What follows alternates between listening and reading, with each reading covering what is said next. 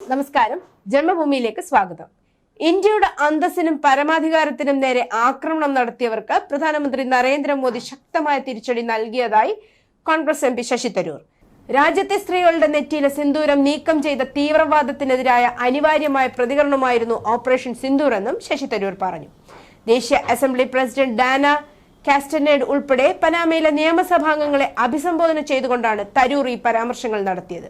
നിങ്ങൾക്ക് എന്താണ് സംഭവിച്ചതെന്ന് പറയൂ എന്ന ചോദ്യത്തിന് തീവ്രവാദികൾ ഞങ്ങളെ വെല്ലുവിളിച്ചു. ഭീകരതയ്ക്കുള്ള ഇന്ത്യയുടെ മറുപടി എന്താണെന്ന് ഇപ്പോൾ വ്യക്തമാണ്. രാഷ്ട്രീയ വ്യത്യാസങ്ങൾക്ക് അതീതമായി ഇന്ത്യൻ നേതാക്കൾ ദേശീയ താൽപര്യത്തിനായി ഒരുമിച്ച് നിൽക്കുന്നു. ഏപ്രിൽ 22-ന് പഹൽഗാം ഭീകരാക്രമണത്തിന് ഉത്തരവാദികളായവർക്കെതിരെ പാകിസ്ഥാൻ നടപടിയെടുക്കുന്നതിനെ ക്ഷമയോടെ കാത്തിരുന്നതിന് ശേഷമാണ് മെയ് 7-ന് ഇന്ത്യ ഓപ്പറേഷൻ സിന്ദൂർ ആരംഭിച്ചത്. ഞങ്ങൾ യുദ്ധം ആഗ്രഹിച്ചില്ല, പക്ഷെ ഒരു ഭീകര പ്രവർത്തനത്തിന് ഉത്തരം നൽകാതിരിക്കാൻ ഞങ്ങൾക്ക് കഴിയില്ല.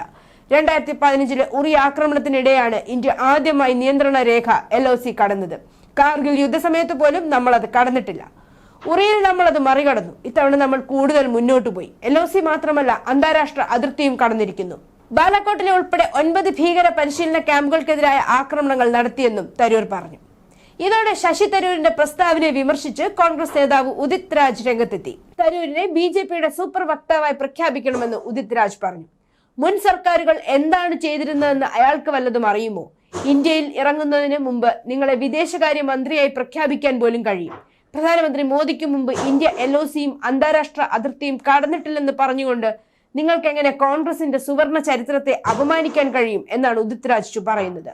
1965-ൽ ഇന്ത്യൻ സൈന്യം പാകിസ്ഥാനിലെ പലയിടങ്ങളിലായി കടന്നുകയറി. ഇത് ലാഹോർ സെക്ടറിലെ പാകിസ്ഥാനികളെ പൂർണ്ണമായും അത്ഭുതപ്പെടുത്തി.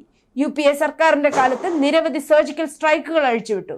നിങ്ങൾക്ക് ഇത്രയും നൽകിയ പാർട്ടിയോട് എങ്ങനെ സത്യസന്ധതയില്ലായ്മ കാണിക്കാൻ കഴിഞ്ഞു എന്നും ഉദിത് രാജ് പറയുന്നു. എക്സിലെ രാജിന്റെ post Congress media and publicity വിഭാഗം മേധാവി പവൻ ഖേരയും ഷെയർ ചെയ്തു. അതേസമയം രാജ്യത്തിനൊപ്പം നിന്ന് ശശി തരൂരിനെ ഒറ്റപ്പെടുത്തുന്ന കോൺഗ്രസിന്റെ നീക്കത്തിനെതിരെ ശക്തമായ വിമർശനവും ഉയരുന്നുണ്ട്.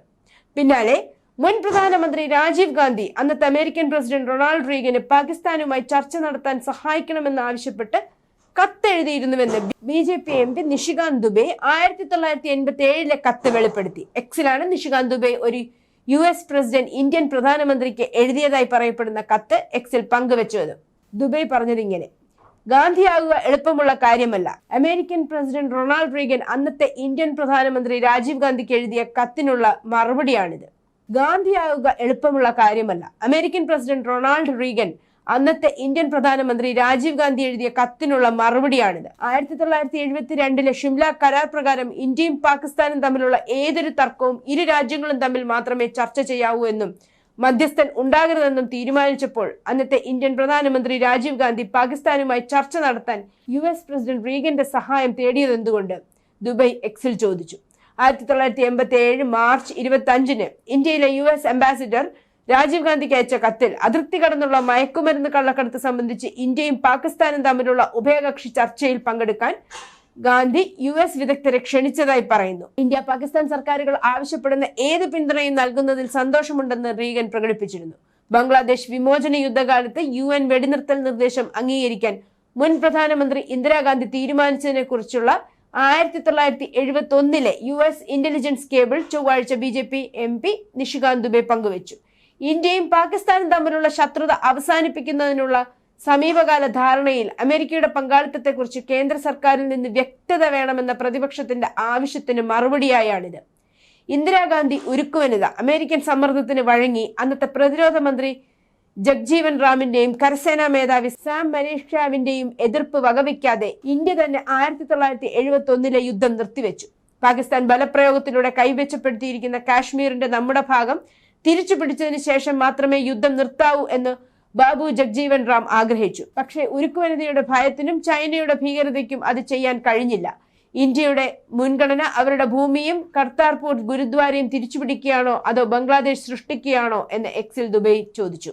ഇന്ത്യ പാകിസ്ഥാൻ ചർച്ചകൾക്ക് US മധ്യസ്ഥത, നിഷ്പക്ഷ സ്ഥലം എന്നിവയെക്കുറിച്ചുള്ള US സ്റ്റേറ്റ് സെക്രട്ടറി മാർക്കോ റൂബിയോടുള്ള പരാമർശങ്ങളിൽ വിദേശകാര്യമന്ത്രി S ജയശങ്കർ മൗനം പാലിച്ചു എന്ന കോൺഗ്രസ് നേതാവ് ജയറാം രമേശ് നേരത്തെ പരിഹസിച്ചിരുന്നു. എന്നാൽ US പ്രസിഡന്റിന്റെ അവകാശവാദങ്ങൾ ഇന്ത്യ നിരാകരിച്ചു. ജമ്മു കാശ്മീരിന്റെ കേന്ദ്രഭരണ പ്രദേശവുമായി ബന്ധപ്പെട്ട ഏത് വിഷയവും ഇന്ത്യയും പാകിസ്ഥാനും ഉഭയകക്ഷിപരമായി പരിഹരിക്കുമെന്ന നയവും ആവർത്തിച്ചിരുന്നു. News desk Janmabhumi.